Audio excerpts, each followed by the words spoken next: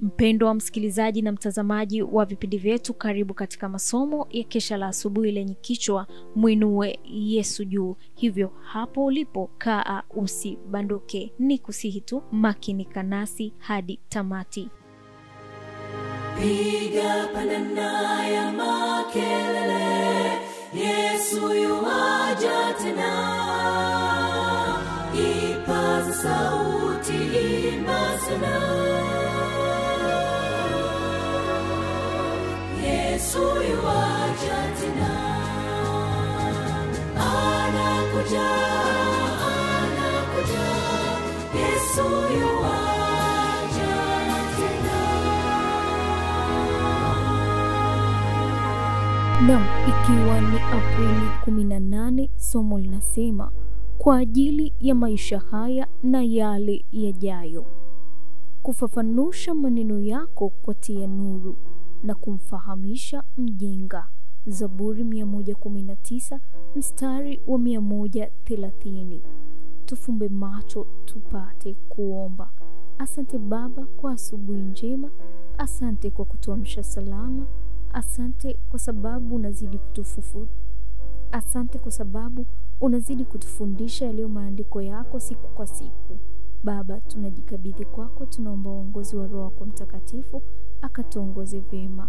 Ni haya machache kupitia jina lako Yesu Kristo, amen. Kwa akili na roho na kadhalika, kwa mwili ni sheria ya Mungu kuwa uwezo upatikane kwa jitihada. Ni zoezi linaloendelea.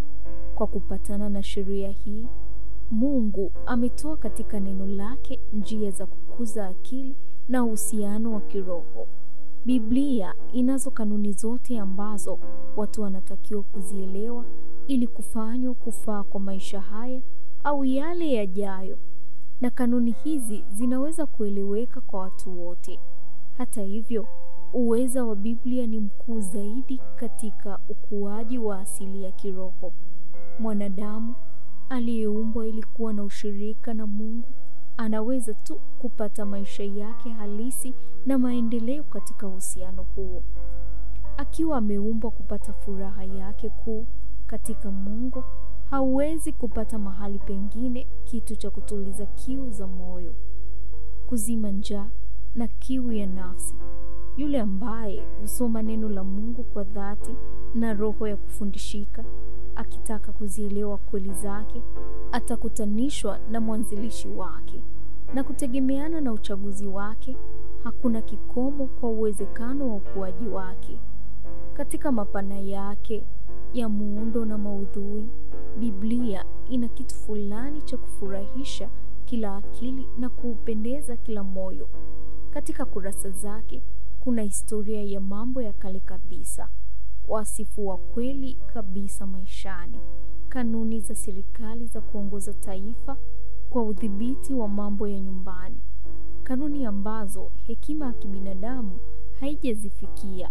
Ina falsafa ya msingi sana, ushairi mtamu mno na bora sana, unaogusa sana na kutia huruma. Maandishi ya Biblia yana thamani ya juu mno isiyopimika kwa viwango vya wanadamu, hata wakati yanapotazamwa hivyo. Lakini ni ya upeo mpana usio na ukomo, ya thamani kuu isiyo na ukomo yanapoangaliwa kulingana na fikra kuu ya msingi. Yakiangaliwa kwa mtazamo huo, kila mada ina umuhimu mpya. Katika kweli zilizoelezwa kwa lugha rahisi, mna kanuni zilizo juu kama zilivyo mbingu na za milele.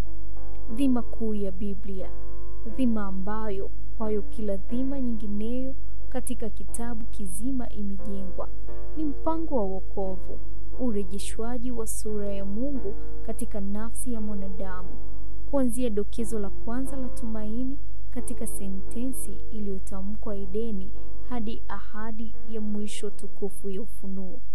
Nao watamwona uso wake na jina lake litakuwa katika vipaji vya nyuso zao. Ufunuo 22 mstari wa 4. Mzigo wa kila kitabu na kila kifungu cha maneno ya Biblia ni ufunuo wa dhima hii ya ajabu. Kuinuliwa kwa binadamu, uwezo wa Mungu, utupao kushinda kwa Bwana wetu Yesu Kristo. Wakorintho wa kwanza 15 mstari wa 57. Yule anayeelewa kikamilifu wazo hili mbele yake ana uwanja mpana mno wa kujifunza.